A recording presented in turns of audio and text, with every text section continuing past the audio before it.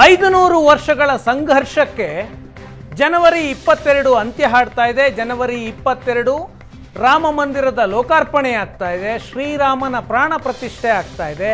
ಈ ಶ್ರೀರಾಮನ ಪ್ರಾಣ ಪ್ರತಿಷ್ಠೆ ವಿರುದ್ಧ ಒಂದು ಕ್ಯಾಂಪೇನ್ ನಡೀತಾ ಇದೆ. ಇದು ರಾಜಕೀಯ ಕಾರ್ಯಕ್ರಮ, ಇದು RSS ಮತ್ತು BJPಯ ಕಾರ್ಯಕ್ರಮ ಅಂತ ಈ ಆರೋಪದ ಹಿಂದೆ ಒಂದು ಕಾರಣವನ್ನು ಎಲ್ಲರೂ ಕೊಡ್ತಾ ಇದ್ದಾರೆ. ಅಪೂರ್ಣ ಮಂದಿರದ ಲೋಕಾರ್ಪಣೆ ಆಗ್ತಾ ಇದೆ. ಇದು ಶಾಸ್ತ್ರಕ್ಕೆ ವಿರುದ್ಧ. ಇದನ್ನು ಶಂಕರಾಚಾರ್ಯ ಪೀಠಗಳು ವಿರೋಧ ಮಾಡಿದ್ದಾವೆ, ಹಾಗಾಗಿ ನಾವು ವಿರೋಧ ಮಾಡ್ತೀವಿ ಅಂತ ಕಾಂಗ್ರೆಸ್ನ ನಾಯಕರು ಶಂಕರಾಚಾರ್ಯರ ಹೇಳಿಕೆಗಳನ್ನು ಉಲ್ಲೇಖ ಮಾಡ್ತಾ ಇದ್ದಾರೆ. ಆದರೆ ಇದು ರಾಜಕೀಯ ಷಡ್ಯಂತ್ರದ ಭಾಗವಾ? ಶಂಕರಾಚಾರ್ಯ ಪೀಠಗಳು ಕೊಟ್ಟ ಹೇಳಿಕೆಯನ್ನು ಕಾಂಗ್ರೆಸ್ ರಾಜಕೀಯ ವಿಷಯವನ್ನಾಗಿ ಮಾಡುತ್ತಿದೆಯಾ? ಅಪೂರ್ಣ ಮಂದಿರದ ಲೋಕಾರ್ಪಣೆಯ ಆರೋಪ ರಾಜಕೀಯ ಷಡ್ಯಂತ್ರ ಅನ್ನೋದಕ್ಕೆ ದಾಖಲೆಗಳಿದ್ದಾವೆ. ಅಪೂರ್ಣ ಮಂದಿರದಲ್ಲಿ ಪ್ರಾಣ ಪ್ರತಿಷ್ಠೆ ಮಾಡೋದು ಅಪಚಾರವಾಗುತ್ತಾ? ಈ ಹಿಂದೆ ಇತಿಹಾಸದಲ್ಲಿ ಏನಾಗಿದೆ? ಮಂದಿರದ ಲೋಕಾರ್ಪಣೆ ಮತ್ತಷ್ಟು ವಿಳಂಬ ಮಾಡುವಂತಹ ಷಡ್ಯಂತ್ರನ ಇದು. ಮಂದಿರದ ಲೋಕಾರ್ಪಣೆಯ ವಿಷಯದಲ್ಲಿ ರಾಜಕೀಯಗಳು ಹಲವು ಆಗಿದ್ದಾವೆ. ರಾಮ ಮಂದಿರದ ವಿಷಯದಲ್ಲಿ ಒಂದು ಪಕ್ಷ ರಾಮ ಮಂದಿರದ ಪರವಾಗಿದ್ದರೆ ಮತ್ತೊಂದು ಪಕ್ಷ ರಾಮ ಮಂದಿರದ ವಿರುದ್ಧವಾಗಿತ್ತು. ಈ ವಿಷಯದಲ್ಲೂ ಮಂದಿರದ ವಿರುದ್ಧವಾಗಿ ಷಡ್ಯಂತ್ರ ನಡೀತಿದೆಯಾ?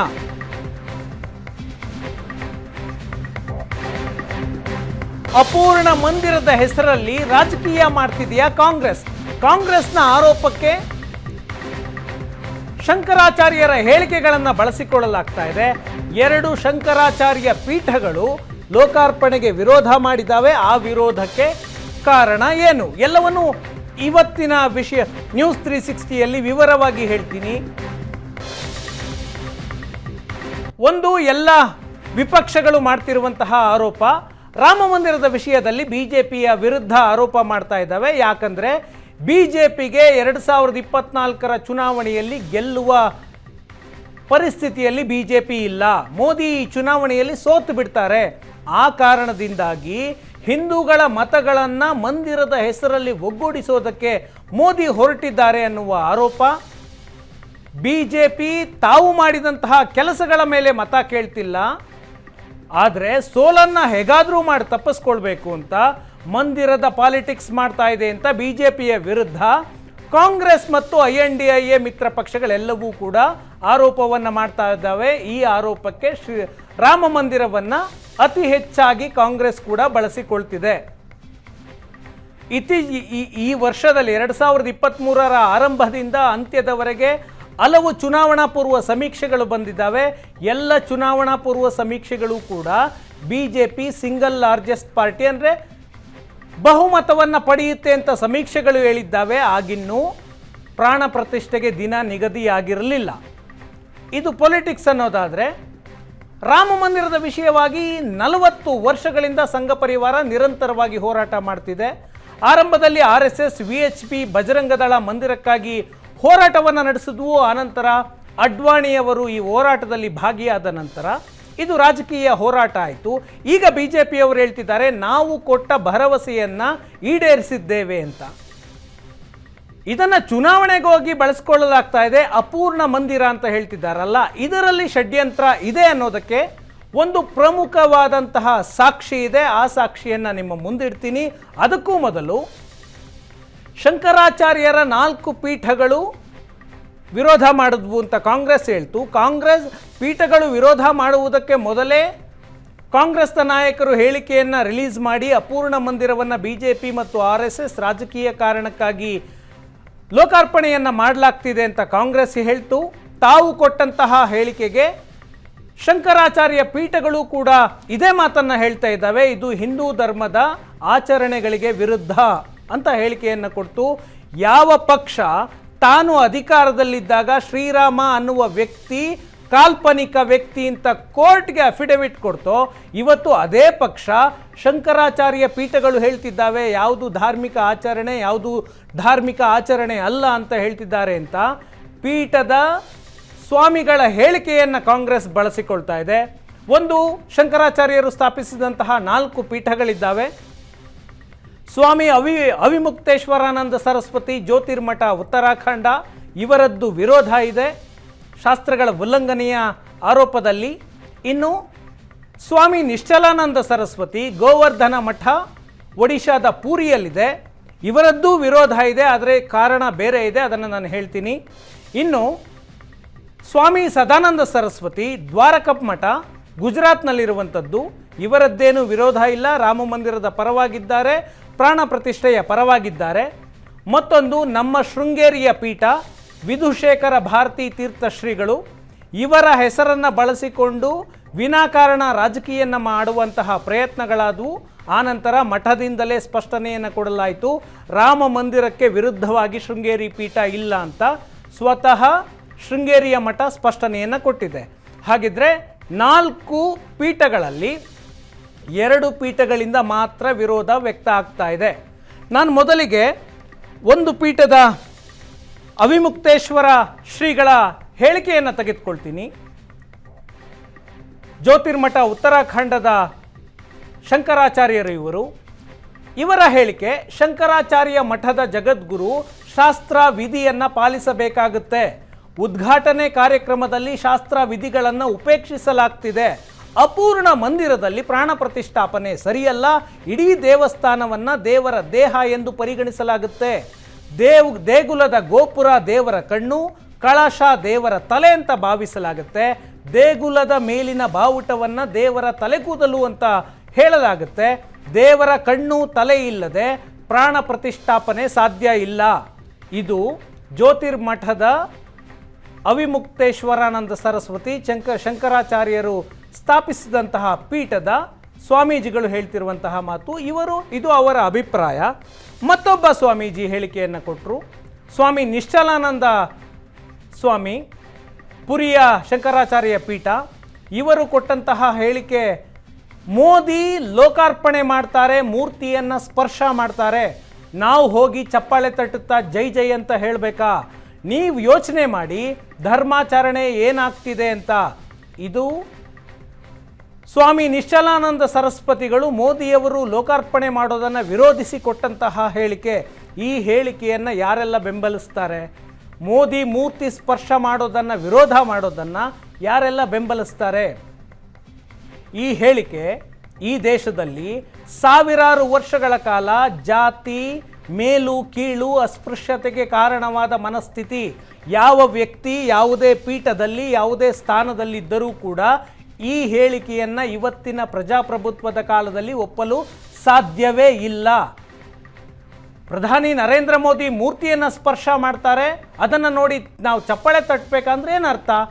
ಮೋದಿ OBC ಸಮುದಾಯಕ್ಕೆ ಸೇರಿದ್ದಾರೆ, ಅವರು ವಿಗ್ರಹವನ್ನು ಮುಟ್ಟಬಾರದು ಅನ್ನುವ ಮನಸ್ಥಿತಿ ಇದು. ಈ ಮನಸ್ಥಿತಿಯನ್ನು ಕಾಂಗ್ರೆಸ್ ಬೆಂಬಲಿಸುತ್ತಾ ಅನ್ನುವ ಪ್ರಶ್ನೆ. ಈಗ ಇವರ ಹೇಳಿಕೆಗಳನ್ನು ಆಧಾರವಾಗಿಟ್ಟುಕೊಂಡು ಕಾಂಗ್ರೆಸ್ ಇದು ಅಪೂರ್ಣ ಮಂದಿರ, ಅದನ್ನು ಉದ್ಘಾಟನೆ ಮಾಡೋದು ರಾಜಕೀಯ ಷಡ್ಯಂತ್ರ ಅಂತ ಆರೋಪ ಮಾಡ್ತಿದೆ. ಹಾಗಿದ್ರೆ ಸೋಮನಾಥ ಮಂದಿರದ ಲೋಕಾರ್ಪಣೆಯ ವಿಷಯದಲ್ಲಿ ಏನಾಯಿತು? ಸೋಮನಾಥ ಮಂದಿರ 1951 ಮೇ 11ನೇ ತಾರೀಕು ಸೋಮನಾಥ ದೇಗುಲದಲ್ಲಿ ಪ್ರಾಣ ಪ್ರತಿಷ್ಠೆಯನ್ನು ಮಾಡಲಾಯಿತು. ಆದರೆ ದೇಗುಲದ ನಿರ್ಮಾಣ ಕಾರ್ಯ ಪೂರ್ಣವಾಗಿದ್ದು 1965 ಮೇ 13ನೇ ತಾರೀಕು. ಪ್ರಾಣ ಪ್ರತಿಷ್ಠೆಯಾದ 14 ವರ್ಷಗಳ ನಂತರ ಸೋಮನಾಥ ದೇಗುಲದ ನಿರ್ಮಾಣ ಪೂರ್ಣವಾಯಿತು. ಹಾಗಿದ್ರೆ ಅಲ್ಲಿ ಅಪಚಾರ ನಡೆದಿತ್ತ ಅವತ್ತಿನ ಕಾಲದಲ್ಲಿ? ಸೋಮನಾಥ ದೇಗುಲದ ಲಿಂಗವನ್ನು, ಶಿವನ ಲಿಂಗವನ್ನು ಜ್ಯೋತಿರ್ಲಿಂಗ ಅಂತ ಪರಿಗಣಿಸಲಾಗುತ್ತೆ. ಹಿಂದೂ ಧರ್ಮದ ಪಾಲಿಗೆ ಅತ್ಯಂತ ಪವಿತ್ರ ಜ್ಯೋತಿರ್ಲಿಂಗ. ಅದರ ಲೋಕಾರ್ಪಣೆಯ ಕಾರ್ಯಕ್ರಮದ ಫೋಟೋಗಳನ್ನು ನೀವು ನೋಡ್ತಾ ಇದ್ದೀರಾ. ಕೇವಲ ಗರ್ಭಗುಡಿಯಷ್ಟೇ ನಿರ್ಮಾಣ ಆಗಿರುತ್ತೆ, ನೀವು ಫೋಟೋದಲ್ಲಿ ನೋಡ್ಬೋದು. ಆ ಗರ್ಭಗುಡಿಯಲ್ಲಿ ಪ್ರಾಣ ಪ್ರತಿಷ್ಠೆಯನ್ನು ಮಾಡಲಾಗುತ್ತೆ. ಅವತ್ತಿನ ಕಾರ್ಯಕ್ರಮದಲ್ಲಿ ಭಾರತದ ಮೊದಲ ರಾಷ್ಟ್ರಪತಿ ಬಾಬು ರಾಜೇಂದ್ರ ಪ್ರಸಾದ್ ಮತ್ತು ನೆಹರು ಸಂಪುಟದ ಸಚಿವ KM ಮುನ್ಷಿ ಕೂಡ ಭಾಗಿಯಾಗಿದ್ದರು. ಜವಾಹರಲಾಲ್ ನೆಹರು, ನಾನು ಹಿಂದೂ ದೇಗುಲದ ಲೋಕಾರ್ಪಣೆಗೆ ಬರೋದಿಲ್ಲ, ನಾನು ಪ್ರಜಾಪ್ರಭುತ್ವ ದೇಶದ ನಾಯಕ ಅಂತ ಈ ಕಾರ್ಯದಿಂದ ದೂರ ಉಳಿದ್ರು. ಬಾಬು ರಾಜೇಂದ್ರ ಪ್ರಸಾದ್ ಅವರನ್ನು ನೀವು ಹೋಗಬೇಡಿ ಅಂತ ಹೇಳ್ತಾರೆ, ಆದರೆ ಬಾಬು ರಾಜೇಂದ್ರ ಪ್ರಸಾದ್ ಬರ್ತಾರೆ. ಮಹಾತ್ಮ ಗಾಂಧಿ ಮತ್ತು ಸರ್ದಾರ್ ವಲ್ಲಭಭಾಯ್ ಪಟೇಲ್ ಇಬ್ಬರೂ ಕೂಡ ಸೋಮನಾಥ ಮಂದಿರದ ನಿರ್ಮಾಣವನ್ನು ಬೆಂಬಲಿಸಿದ್ದಂತಹ ನಾಯಕರು. ಆದರೆ ಸರ್ಕಾರದ ಹಣದಲ್ಲಿ ದೇವಸ್ಥಾನ ಕಟ್ಟೋದು ಬೇಡ, ಸಾರ್ವಜನಿಕರಿಂದ ದೇಣಿಗೆ ಸಂಗ್ರಹಿಸೋಣ ಅಂತ ಮಹಾತ್ಮ ಗಾಂಧೀಜಿ ಅವತ್ತಿಗೆ ಹೇಳಿರ್ತಾರೆ. ಅದೇ ರೀತಿಯಲ್ಲಿ ಸಾರ್ವಜನಿಕ ದೇಣಿಗೆಯ ಆಧಾರದ ಮೇಲೆ ದೇಗುಲವನ್ನು ಪುನರ್ ನಿರ್ಮಾಣ ಮಾಡಲಾಗಿರುತ್ತೆ. ಸಾವಿರಾರು ವರ್ಷಗಳ ಕಾಲ ಸೋಮನಾಥ ದೇಗುಲದ ಮೇಲೆ ಮುಸ್ಲಿಂ ದೊರೆಗಳು ದಾಳಿ ಮಾಡಿರ್ತಾರೆ. ಅದರ ಜೀರ್ಣೋದ್ಧಾರ ಕಾರ್ಯ 1950ರಲ್ಲಿ ಆರಂಭ ಆಯಿತು. 51ನೇ ತಾರೀಕು ಪ್ರಾಣ ಪ್ರತಿಷ್ಠೆ ಕಾರ್ಯಕ್ರಮ ನಡೀತು. ನೀವು ನಮ್ಮ ಸ್ಕ್ರೀನಲ್ಲಿ ಡಾಕ್ಯುಮೆಂಟ್ ನೋಡ್ತಾ ಇದ್ದೀರಾ. ಈ ಡಾಕ್ಯುಮೆಂಟು ಸೋಮನಾಥ ದೇಗುಲದಲ್ಲಿ ಅವತ್ತು ಲೋಕಾರ್ಪಣೆ ಕಾರ್ಯಕ್ರಮದ ನೋಟಿದು. ಯಾವತ್ತು ಕಾಮಗಾರಿ ಆರಂಭ ಆಯಿತು, ಯಾರೆಲ್ಲ ಭಾಗಿಯಾಗಿದ್ದರು, ಭೂಮಿ ಪೂಜೆ ಯಾರಿಂದ ಆಯಿತು, ಉದ್ಘಾಟನೆ ಯಾರು ಮಾಡಿದರು, ಪ್ರಾಣ ಪ್ರತಿಷ್ಠೆ ದಿನ ಏನೆಲ್ಲ ಆಯಿತು, 14 ವರ್ಷಗಳ ನಂತರ ದೇಗುಲದ ನಿರ್ಮಾಣ ಕಾರ್ಯ ಪೂರ್ಣಗೊಂಡಂತಹ ಎಲ್ಲ ವಿವರಗಳು ಈ ನೋಟ್ನಲ್ಲಿದ್ದಾವೆ, ದಾಖಲೆಗಳ ಸಮೇತ ಇದೆ. ಇದರ ಜೊತೆಗೆ ನಾನು ಇನ್ನೊಂದಷ್ಟು ವಿವರವನ್ನು ಕೊಡ್ತೀನಿ. ಆ ಅಪೂರ್ಣ ಮಂದಿರದ ಆರೋಪ ಇದೆಯಲ್ಲ, ಅದು ರಾಜಕೀಯ ಷಡ್ಯಂತ್ರ ಯಾಕೆ ಅನ್ನೋದಕ್ಕೆ ವಿವರವನ್ನು ಕೊಡ್ತೀನಿ. ಕೇವಲ ಒಂದು ವರ್ಷ ಅವಧಿಯಲ್ಲಿ 1950ರಲ್ಲಿ ಲೋಕಾರ್ಪಣೆ ಭೂಮಿ ಪೂಜೆ ಆಗಿರುತ್ತೆ ಸೋಮನಾಥ ದೇಗುಲಕ್ಕೆ. ಒಂದೇ ವರ್ಷದಲ್ಲಿ ಗರ್ಭಗುಡಿಯನ್ನು ನಿರ್ಮಾಣ ಮಾಡಿ ಪ್ರಾಣ ಪ್ರತಿಷ್ಠೆಯನ್ನು ಮಾಡಲಾಗುತ್ತೆ. ಅಯೋಧ್ಯೆಯ ವಿಷಯದಲ್ಲಿ ಭೂಮಿ ಪೂಜೆ ಆಗಿದ್ದು ಆಗಸ್ಟ್ 5ನೇ ತಾರೀಕು 2020. ಪ್ರಾಣ ಪ್ರತಿಷ್ಠೆ ಆಗ್ತಾ ಇರೋದು 2024 ಜನವರಿ 22. ಹೆಚ್ಚು ಕಡಿಮೆ 3.5 ವರ್ಷಗಳ ನಂತರ, ಭೂಮಿ ಪೂಜೆ ನಡೆದ 3.5 ವರ್ಷಗಳ ನಂತರ ಲೋಕಾರ್ಪಣೆ ಕಾರ್ಯಕ್ರಮ ಆಗ್ತಾ ಇದೆ. ಸೋಮನಾಥದ್ದು ಕೇವಲ 1 ವರ್ಷದಲ್ಲಿ ಆಗಿತ್ತು. ಹಾಗಿದ್ರೆ ಈಗ ಇದು ಎಲೆಕ್ಷನ್ ಕಾರಣಕ್ಕೆ ಅಂತ ಹೇಳ್ತಿದ್ದಾರಲ್ಲ, ಹಾಗಿದ್ರೆ 1951ರಲ್ಲೂ ಕೂಡ ಎಲೆಕ್ಷನ್ ಕಾರಣಕ್ಕೇನೆ ಕಾಂಗ್ರೆಸ್ ಸರ್ಕಾರ ಸೋಮನಾಥ ದೇಗುಲದಲ್ಲಿ ಪ್ರಾಣ ಪ್ರತಿಷ್ಠೆಯನ್ನ ಮಾಡಿತ್ತಾ ಶಿವಲಿಂಗಕ್ಕೆ? ಆ ಪ್ರಶ್ನೆ ಬರುತ್ತೆ. ಯಾಕಂದ್ರೆ 1951ರ ಮೇ 11ನೇ ತಾರೀಕು ಸೋಮನಾಥ ದೇಗುಲದಲ್ಲಿ ಪ್ರಾಣ ಪ್ರತಿಷ್ಠೆ ಆಗುತ್ತೆ. ದೇಶದ ಮೊದಲ ಚುನಾವಣೆ ನಡೆದಿದ್ದು 1951 ಅಕ್ಟೋಬರ್ 25ನೇ ತಾರೀಕು ಮೊದಲ ಮತದಾನ ನಡೆಯುವಂತಹ ಡೇಟ್ ಅದು. 1952ರ ಜನವರಿ ವೇಳೆಗೆ ಅಂತ್ಯ ಆಗುತ್ತೆ ಚುನಾವಣೆ. ಹಾಗಿದ್ರೆ ಅದು ಕೂಡ ರಾಜಕೀಯ ಕಾರಣಕ್ಕೋಸ್ಕರ ಉದ್ಘಾಟನೆಯನ್ನು ಅವತ್ತಿನ ಕಾಂಗ್ರೆಸ್ ಸರ್ಕಾರ ಮಾಡಿತ್ತಾ? ತಾವು ರಾಮ ಮಂದಿರದ ಪರವಾಗಿಲ್ಲ ಅಂತ ಹೇಳಿಕೊಳ್ಳೋದಕ್ಕೆ ಧೈರ್ಯ ಇಲ್ಲದೆ ಅಪೂರ್ಣ ರಾಮ ಮಂದಿರವನ್ನು ಉದ್ಘಾಟನೆ ಮಾಡ್ತಿದೆ ಅಂತ ಕಾಂಗ್ರೆಸ್ನವ್ರು ಯಾಕೆ ಹೇಳ್ತಿದ್ದಾರೆ? ದಾಖಲೆ ಮುಂದಿದೆ. 1951ರಲ್ಲಿ ಸೋಮನಾಥ ದೇಗುಲವನ್ನು ಲೋಕಾರ್ಪಣೆ ಮಾಡಿದ್ದು ಚುನಾವಣೆಯ ಕಾರಣಕ್ಕ. ಯಾಕಂದ್ರೆ ಅಲ್ಲೂ 2-3 ತಿಂಗಳು ಚುನಾವಣೆ ಇತ್ತು. ಬಿಜೆಪಿಯವರು ಮತ್ತು ಸಂಘ ಪರಿವಾರ ಅಯೋಧ್ಯೆಯ ರಾಮ ಮಂದಿರವನ್ನು ಲೋಕಾರ್ಪಣೆ ಮಾಡ್ತಿರೋದು ಚುನಾವಣೆ ಕಾರಣಕ್ಕಲ್ಲ ಅಂತ ನಾನು ಹೇಳೋದೇ ಇಲ್ಲ. ಚುನಾವಣೆಯ ಕಾರಣಕ್ಕೆ, ಯಾಕೆಂದರೆ ಅವರದು ಚುನಾವಣೆಯ ಘೋಷಣೆಯೇ ಅದು, ರಾಜಕೀಯ ಭರವಸೆ ಅದು. ಆ ಭರವಸೆಯನ್ನು ಈಡೇರಿಸ್ತಿದ್ದಾರೆ. ಆ ವಿಷಯದಲ್ಲಿ ರಾಜಕೀಯವನ್ನು ಬಿಜೆಪಿಯೂ ಮಾಡಿದೆ, ಕಾಂಗ್ರೆಸ್ ಕೂಡ ಮಾಡಿದೆ. ಇಡೀ ರಾಜಕೀಯವನ್ನು ಆರಂಭಿಸಿದ್ದೇ ರಾಮ ಮಂದಿರದ ವಿಷಯದಲ್ಲಿ ಕಾಂಗ್ರೆಸ್. ರಾಜೀವ್ ಗಾಂಧಿಯವರು ಆ ಕೆಲಸವನ್ನು ಮಾಡಿದರು. ಈಗ ಸೋಮನಾಥ ದೇವಾಲಯದ ಇನ್ನಷ್ಟು ವಿವರವನ್ನು ಕೊಡ್ತೀನಿ ನಾನು. ಮೇ 8ನೇ ತಾರೀಕು 1950 ಸೋಮನಾಥ ದೇಗುಲಕ್ಕೆ ಭೂಮಿ ಪೂಜೆಯನ್ನು ಮಾಡಲಾಯಿತು. ಸೋಮನಾಥ ಟ್ರಸ್ಟ್ನ ಮುಖ್ಯಸ್ಥ ದಿಗ್ವಿಜಯ್ ಸಿನ್ಹಾ ಅವರು ಪೂಜೆಯನ್ನು ಮಾಡಿದ್ರು. ಮೇ 11ನೇ ತಾರೀಕು 1951 ಸರಿಯಾಗಿ 1 ವರ್ಷದ ನಂತರ ಬಾಬು ರಾಜೇಂದ್ರ ಪ್ರಸಾದ್ ಶಿವಲಿಂಗವನ್ನು ಪ್ರತಿಷ್ಠಾಪನೆ ಮಾಡ್ತಾರೆ. ಅಯೋಧ್ಯೆಯ ವಿಷಯದಲ್ಲಿ 3.5 ವರ್ಷದ ನಂತರ ಪ್ರಾಣ ಪ್ರತಿಷ್ಠೆ ಆಗುತ್ತೆ. ಸೋಮನಾಥ ದೇಗುಲದಲ್ಲಿ ಬಾಬು ರಾಜೇಂದ್ರ ಪ್ರಸಾದ್ ಅವರು 1 ವರ್ಷಕ್ಕೆ ಶಿವಲಿಂಗದ ಪ್ರತಿಷ್ಠಾಪನೆಯನ್ನು ಮಾಡ್ತಾರೆ. ಕಾಂಗ್ರೆಸ್ ಅಧಿಕಾರದಲ್ಲಿದ್ದಾಗ ದೇಶದ ರಾಷ್ಟ್ರಪತಿ ಒಂದು ದೇವಸ್ಥಾನವನ್ನು ಲೋಕಾರ್ಪಣೆ ಮಾಡೋದಕ್ಕೆ ಹೋಗಬಹುದು. ಆದರೆ ಬಿಜೆಪಿ ಅಧಿಕಾರದಲ್ಲಿದ್ದಾಗ ಒಂದು ದೇಶದ ಪ್ರಧಾನಮಂತ್ರಿ ದೇಗುಲದ ಲೋಕಾರ್ಪಣೆಗೆ ಹೋಗಬಾರ್ದು ಅಂದರೆ ಅರ್ಥ ಏನು? ಒಂದು, ಸೋಮನಾಥ ದೇಗುಲದ ಪ್ರೆಸಿಡೆಂಟ್ ಕರೆಕ್ಟ್ ಆಗಿದೆ, ಆ ದೇವಸ್ಥಾನದ ರೀತಿಯಲ್ಲಿ ನಡ್ಕೊಂಡಿದ್ದು ಸರಿ ಇದೆ ಅನ್ನೋದಾದರೆ ರಾಮ ಮಂದಿರದ ವಿಷಯದಲ್ಲೂ ಕೂಡ ಸರಿ ಇದೆ. ಸೋಮನಾಥ ದೇಗುಲದ ವಿಷಯದಲ್ಲಿ ತಪ್ಪಾಗಿದೆ ಅಂದರೆ ರಾಮ ಮಂದಿರದ ವಿಷಯದಲ್ಲೂ ತಪ್ಪಾಗಿದೆ ಅಂತ ಆಗುತ್ತೆ. 1951ರಲ್ಲಿ ಮೇ 11ನೇ ತಾರೀಕಿನ ದ ಹಿಂದೂ ಪೇಪರ್ನ ರಿಪೋರ್ಟ್ ನನ್ನ ಬಳಿ ಇದೆ. ರಿನೋವೇಷನ್ ಆಫ್ ಸೋಮನಾಥ ಅಂತ report. Consecration of shrine today, ಇವತ್ತು ಪ್ರಾಣ ಪ್ರತಿಷ್ಠೆ ಆಗುತ್ತೆ ಶಿವಲಿಂಗಕ್ಕೆ ಅನ್ನುವಂತಹ ವರದಿ. ಈ ವರದಿಯಲ್ಲಿ ಸ್ಪಷ್ಟವಾಗಿ ಹೇಳುತ್ತೆ, ಗೋಪುರಂ ಟು ಬಿ ಕನ್ಸ್ಟ್ರಕ್ಟೆಡ್ ಅಂತ ಒಂದು ಕಾಲಮೇ ಬರೀತಾರೆ. ಗೋಪುರಂ ಟು ಬಿ ಕನ್ಸ್ಟ್ರಕ್ಟೆಡ್, ಇನ್ನು ಗೋಪುರ ನಿರ್ಮಾಣ ಆಗಿರಲ್ಲ, ಸಭಾಭವನವೂ ಆಗಿರಲ್ಲ. ಆ ಫೋಟೋಸ್ ಸರಿತು ನಮ್ಮ ಸ್ಕ್ರೀನ್ ಮೇಲೆ ಮತ್ತೊಮ್ಮೆ ತಗೊಳ್ಬಹುದು. ಕೇವಲ ಗರ್ಭಗೃಹ ಅಷ್ಟೇ ನಿರ್ಮಾಣ ಆಗಿರುತ್ತೆ. ಆದರೆ ರಾಮ ಮಂದಿರದ ವಿಷಯದಲ್ಲಿ ಏನಾಗಿದೆ, ಒಂದು ಫ್ಲೋರ್ ಕಂಪ್ಲೀಟ್ ಆಗಿದೆ, ಎರಡನೇ ಫ್ಲೋರ್ ಕೂಡ ಪೂರ್ಣವಾಗುವ ಹಂತದಲ್ಲಿದೆ. ಇಂತಹ ಸಂದರ್ಭದಲ್ಲಿ ಪ್ರಾಣ ಪ್ರತಿಷ್ಠೆ ಆಗಬಾರದು. 2017ರಲ್ಲಿ ಇದೇ ರೀತಿ ಕಾಂಗ್ರೆಸ್ನ ಕಪಿಲ್ ಸಿಬಲ್ ಸುಪ್ರೀಂ ಕೋರ್ಟ್ಗೆ ಅರ್ಜಿಯನ್ನು ಸಲ್ಲಿಕೆ ಮಾಡಿ ಈ ತೀರ್ಪು ಚುನಾವಣೆಯ ಒಳಗೆ ಬರಬಾರದು ಅಂತ ರಾಮ ಮಂದಿರಕ್ಕೆ ಚುನಾವಣೆಯನ್ನು ಲಿಂಕ್ ಮಾಡಿ ರಾಮ ಮಂದಿರದ ತೀರ್ಪು ಇನ್ನಷ್ಟು ವಿಳಂಬ ಮಾಡುವಂತಹ ಪ್ರಯತ್ನ ಮಾಡಿದ್ರು. ಈಗ ಮತ್ತದೇ ಪ್ರಯತ್ನವನ್ನು ಮಾಡಲಾಗ್ತಿದೆಯಾ ಕಾಂಗ್ರೆಸ್, ಅಪೂರ್ಣ ಮಂದಿರ ಅನ್ನುವ ಆರೋಪವನ್ನು ಮಾಡಿ. 1951ರಲ್ಲಿ ಪ್ರಾಣ ಪ್ರತಿಷ್ಠೆ ಆಗುತ್ತೆ. ಆ ನಂತರ ನಿರ್ಮಾಣ ಕಾಮಗಾರಿಗಳು ನಿರಂತರವಾಗಿ ನಡೀತಾ ಹೋಗುತ್ತೆ. ಸಭಾಮಂಟಪ ಮತ್ತು ಗೋಪುರದ ನಿರ್ಮಾಣ ಕಾರ್ಯಗಳು ಪೂರ್ಣವಾಗಿದ್ದು ಮೇ 13ನೇ ತಾರೀಕು 1965 ಅಂದರೆ ಪ್ರಾಣ ಪ್ರತಿಷ್ಠೆಯಾದ 14 ವರ್ಷಗಳ ನಂತರ ಸಭಾಮಂಟಪ ಮತ್ತು ಗೋಪುರದ ನಿರ್ಮಾಣ ಕಾರ್ಯ ಪೂರ್ಣವಾಗುತ್ತೆ.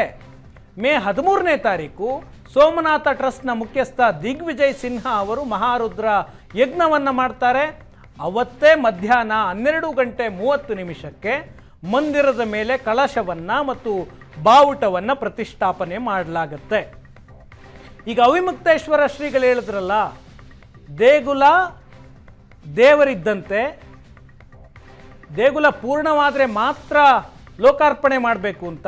ಹಾಗಿದ್ರೆ ಸೋಮನಾಥ ವಿಷಯದಲ್ಲಿ ಯಾಕೆ ಈ ರೀತಿಯಾಗಿ ಆಗೋದಕ್ಕೆ ಅವತ್ತಿನ ಶಂಕರಾಚಾರ್ಯ ಪೀಠದ ಶ್ರೀಗಳ ಅವಕಾಶವನ್ನು ಕೊಟ್ಟರು? ಅವತ್ತು ವಿರೋಧ ಮಾಡಿದ್ರ ಆ ಶ್ರೀಗಳು? ಅದೊಂದು ಪ್ರಶ್ನೆ ಬರುತ್ತೆ. ಅಪೂರ್ಣ ಮಂದಿರದ ಪ್ರಾಣ ಪ್ರತಿಷ್ಠೆ ಸರಿ ಇಲ್ಲ, ದೇವಸ್ಥಾನ ಪೂರ್ಣವಾಗಿಲ್ಲ ಅಂದರೆ ದೇವರು ಪೂರ್ಣವಾಗಿಲ್ಲ, ಇಡೀ ದೇವಸ್ಥಾನವೇ ದೇವರು.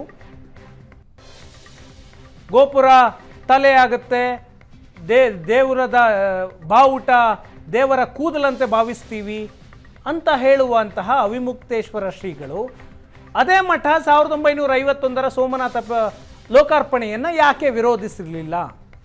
ಸೋಮನಾಥ ಈಗ ರಾಮ ಮಂದಿರದ ವಾಸ್ತುಶಿಲ್ಪಿ ಚಂದ್ರಕಾಂತ್ ಸೋಂಪುರ ಅವರು ಕೂಡ ಈ ವಿವಾದದ ಬಗ್ಗೆ ಮಾತನಾಡಿದ್ದಾರೆ. ಚಂದ್ರಕಾಂತ್ ಸೋಂಪುರ ಅವರ ತಂದೆ ಸೋಮನಾಥ ದೇಗುಲದ ವಾಸ್ತುಶಿಲ್ಪಿ, ಇವರು ಶ್ರೀರಾಮ ಮಂದಿರದ ವಾಸ್ತುಶಿಲ್ಪಿಗಳು. ಇವರು ಹೇಳಿಕೆಯನ್ನು ಕೊಟ್ಟಿದ್ದಾರೆ. ಈ ಎಲ್ಲ ವಿವಾದದ ನಂತರ ದೇವರ ಪ್ರಾಣ ಪ್ರತಿಷ್ಠಾಪನೆಗೆ ಮಂದಿರ ಪೂರ್ಣಗೊಳ್ಳಲೇಬೇಕಿಲ್ಲ, ಕಾಮಗಾರಿ ಮುಂದುವರಿಕೆಗೆ ಪ್ರಾಣ ಪ್ರತಿಷ್ಠೆ ಮೂಲಕ ಆಶೀರ್ವಾದವನ್ನು ಪಡೆಯಬಹುದು. ಸೋಮನಾಥದಲ್ಲಿ ಗರ್ಭಗುಡಿಯನ್ನು ಮಾತ್ರ ನಿರ್ಮಾಣ ಮಾಡಲಾಗಿತ್ತು. ಸೋಮನಾಥದ ವಿಧಾನವನ್ನೇ ಅಯೋಧ್ಯೆಯಲ್ಲೂ ಅನುಸರಿಸಲಾಗುತ್ತಿದೆ. ಇದು ಚಂದ್ರಕಾಂತ್ ಸೋಂಪುರ ಅವರ ಹೇಳಿಕೆ. ದೇಶದಲ್ಲಿ ಸಾವಿರಾರು ಸಂತರನ್ನು ಕರೆದಿದ್ದಾರೆ, ಸಾವಿರಾರು ಸ್ವಾಮೀಜಿಗಳು ಧಾರ್ಮಿಕ ಗುರುಗಳನ್ನು ಕರೆದಿದ್ದಾರೆ. ಅದರಲ್ಲಿ ಕೇವಲ ಒಂದಿಬ್ಬರು ಮಾತ್ರ ವಿರೋಧವನ್ನು ಮಾಡ್ತಿದ್ದಾರೆ. ಅವರ ವಿರೋಧಕ್ಕೆ ಅಷ್ಟು ಮಹತ್ವವನ್ನು ಕೊಡಬೇಕಾ? ಮಂತ್ರಾಕ್ಷತೆ ಮನೆಗಳಿಗೆ ಬಂದಾಗ ಇಡೀ ಮನೆಯನ್ನು ಸ್ವಚ್ಛ ಮಾಡಿ ಜನ ದೇವರ ಪೂಜೆಯನ್ನು ಮಾಡ್ತಾ ಇದ್ದಾರೆ. ಕಾರಣ ರಾಮನೂರಿನಲ್ಲಿ ಒಂದು ಮಂದಿರ ಆಗ್ತಾ ಇದೆ ಅಂತ. ಆ ವಿಷಯದಲ್ಲಿ ರಾಜಕೀಯ ಮಾಡಬಾರ್ದು ಅಂತ ಹೇಳುವ ಪಕ್ಷವೇ ರಾಜಕೀಯವನ್ನು ಮಾಡಬಾರ್ದು.